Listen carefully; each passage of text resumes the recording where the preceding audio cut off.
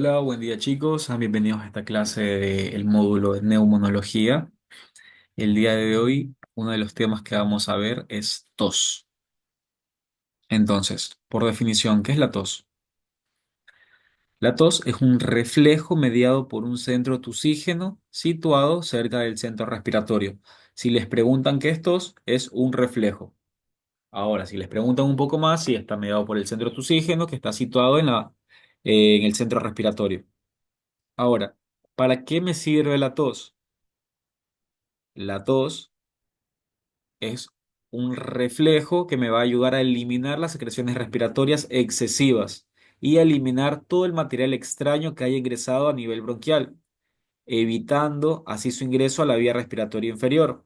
Por eso es que nosotros no podemos inhibir la tos, no podemos dar antitusígenos a menos que haya una complicación. ¿Por qué? Porque la tos está ayudando a mi cuerpo a eliminar todas esas noxas, todo cualquier cuerpo extraño. Entonces, en casos muy puntuales, damos un antitusígeno. Mientras tanto, no.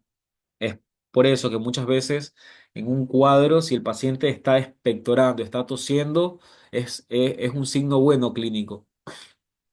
Cuando la tos se acompaña de abundante expectoración, en general se evita suprimirla, ya que la retención de las secreciones puede conducir a un empeoramiento de la ventilación pulmonar. Bien, entonces.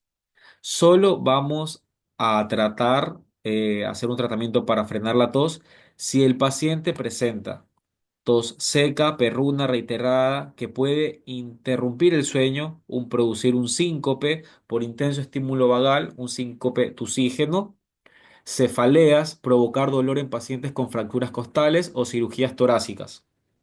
Los pacientes que tengan hemóptisis requieren de sedación de la tos. ¿Para qué? Para poder así evitar la repetición de la hemóptisis o complicarla mucho más.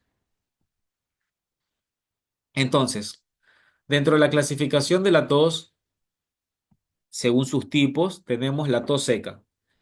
Aquella que solo es la tos, no tiene secreciones, no tiene expectoración. Si se comienza a complicar, se hace una tos perruna.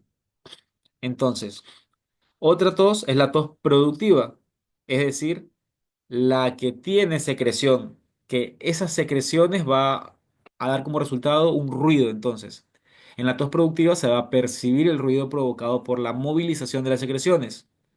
Puede o no haber expectoración, es decir, el paciente tiene el moco, pero puede o no puede largarlo, o sea, no puede o no puede escupirlo. Por otro lado, tenemos la tos emetizante, que son accesos de tos seguidos de vómitos. Es frecuente en la tos convulsa. La tos quintosa, que típica de la tos convulsa, y la tos ineficaz. Su fuerza muscular es escasa para lograr la movilización de sus secreciones. Ahora sí, la clasificación cronológicamente, o sea, en tiempo. Si la tos dura menos de 3 semanas, decimos que es una tos aguda. Si la tos dura más de 2 meses, hablamos de una tos crónica. Y si está en medio de esas dos, es decir, más de 3 semanas y menos de 3 meses, hablamos de una tos subaguda. Entonces, sabemos primero la aguda, después la subaguda, después la tos crónica. ¿Bien? ¿Y para qué nos sirve? Porque nosotros nos llega un paciente y dependiendo, bueno, ¿y cuánto tiempo lleva tosiendo? No, llevo tosiendo 2 meses, no es lo mismo que me diga llevo tosiendo 5 días. ¿Por qué? Porque se me van a venir a la mente diferentes patologías. Si el paciente tiene menos de 3 semanas tosiendo, es decir, es una tos aguda, a mí se me va a venir a la mente una infección viral del tracto respiratorio superior, una sinusitis, una bronquitis, una laringitis, una crisis asmática, una insuficiencia cardíaca izquierda o una aparición de un cuerpo extraño. O sea, el paciente se bronco, inhaló con alguna partícula.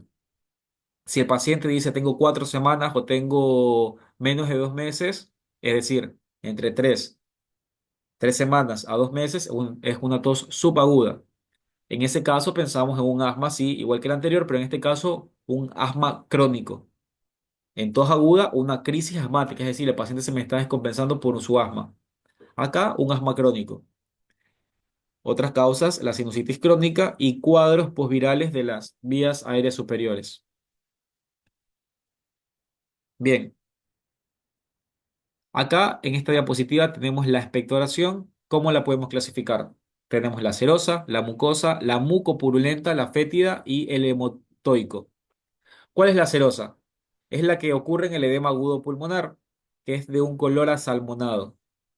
La mucosa es la que tal vez más hemos visto, más frecuente hemos estado en contacto, que es de color blanquecina, viscosa, típica de las bronquitis virales y las neumonías.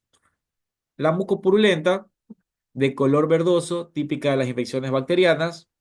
La fétida se presenta en pacientes portadores de bronquiectasias, que si se acuerdan en clases anteriores vimos que las bronquiectasias es la dilatación anómala de los bronquios. Entonces la fétida también se encuentra en enfermos con abscesos pulmonares. El esputo hemoptoico es aquel que tiene estrías de sangre, que cuando nosotros estemos ante un paciente que tenga un esputo hemoptoico, vamos a tener en cuenta que en la neumonía acerratia puede haber este esputo de color rojizo por producción de pigmentos por parte del germen. Y por último, para aclarar qué es la broncorrea. ¿Qué es la broncorrea? Pregunta de examen, chicos. Anótenlo porque es pregunta de examen, de verdad. Ustedes van a escribir qué es la broncorrea cuando la cantidad de material expectorado supera los 400 ml por día. Se lo observa en el cáncer bronquialveolar y puede provocar una deshidratación. Entonces, ¿qué es la broncorrea? Bien, pregunta de examen. Más de 400 ml por día.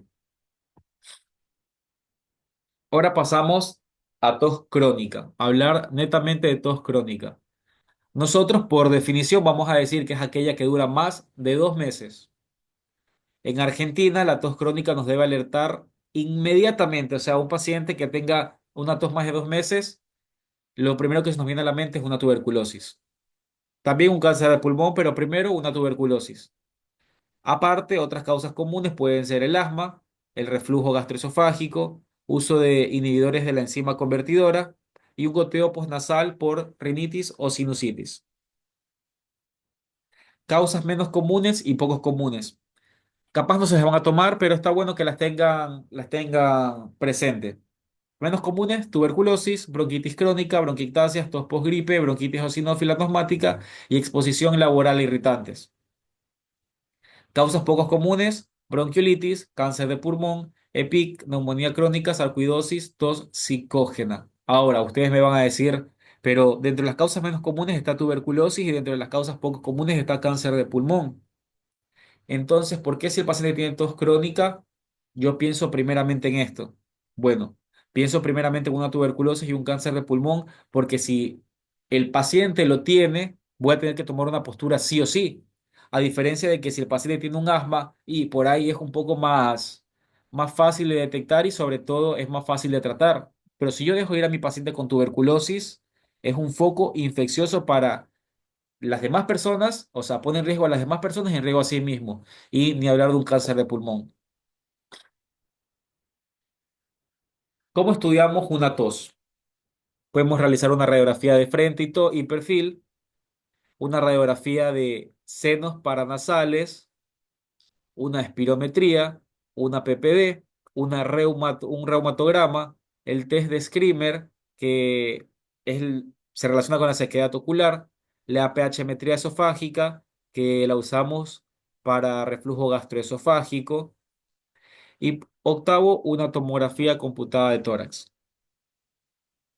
Bien, con eso terminamos todos. Es un tema cortito. Ahora vamos a ver lavado bronquialveolar, que puede haber una otra pregunta en el examen, en el escrito, en el oral difícilmente se lo vayan a preguntar. Está bueno que ustedes lo sepan para su práctica médica. Si en su guardia, en su sala, dicen, bueno, vamos a realizar un lavado bronquialveolar a tal paciente, ustedes sepan qué es, qué existe. A lo mejor ustedes no lo van a realizar, no van a estar presentes, pero saben qué es. Y sobre todo que han caído preguntas de acá sencillas, generales. Así que está bueno que lo tengan en cuenta. Entonces, el lavado bronquialveolar, vemos la imagen, consiste en lavar un segmento pulmonar. Lo vamos a hacer con 150 a 200 ml de solución fisiológica durante la realización de una endoscopia respiratoria. Este estudio nos va a permitir luego aspirar todo ese líquido lavado y obtener un material proveniente de 1 millón de alvéolos. Literal, es como está en la imagen. Entonces, para poder efectuarlo, el paciente debe tener un BEF mayor del 50%, no menor de 1000 ml. La saturación debe estar más del 90% y sin broncoespasmos. Además, el centro médico donde se realice esto debe tener un sitio con la posibilidad de efectuar una resucitación cardiopulmonar. El líquido de lavado bronquialveolar normal permite observar. ¿Qué es lo que nosotros vemos? Normalmente, bueno, 85% de macrófagos, 10% de linfocitos, la mayoría T y del tipo CD4, neutrófilos menor al 3% y eosinófilos y basófilos menor del 1%. Bien, ¿para qué es importante el lavado bronquialveolar? ¿Por qué? Porque me permite el diagnóstico de diferentes patologías. Me permite el diagnóstico de una tuberculosis, me permite la toma de muestra en neumonías graves a gérmenes comunes, me permite el diagnóstico de neumonía por Pneumocystis jirovecii o una neumonía eosinófila, me permite diagnosticar una proteinitis alveolar o una histiocytosis, me permite diagnosticar una sarcoidosis, es decir, una linfocitosis con relación CD4, CD8 mayor a de 3,5. Diagnosticar una fibrosis pulmonar y entre otras que son un poco menos importantes, pero se las dejo ahí para que ustedes las puedan leer. De las más importantes, permite diagnosticar tuberculosis, neumonías graves a gérmenes comunes, neumonía por Pneumocystis jirovecii y neumonía eosinófila, una proteinosis alveolar o una histiocytosis y sarcoidosis. Ah, y fibrosis pulmonar, por supuesto. ¿Cómo se me puede complicar un lavado bronquioalveolar? Complicaciones de este procedimiento médico. No es una patología, es un procedimiento médico que puede complicarse. ¿A qué? Que el paciente vaya a desarrollar fiebre después del procedimiento. Que el paciente haga una aparición de densidades radiológicas alveolares transitorias, una disminución transitoria de la PO2 y un poco más raro que el paciente pueda desarrollar un neumotórax o que tenga una hemoptisis. Bien. Esto es todo por la clase de hoy. Es corta, tienen más clases grabadas para ver. Nos vemos esta semana por si tienen dudas.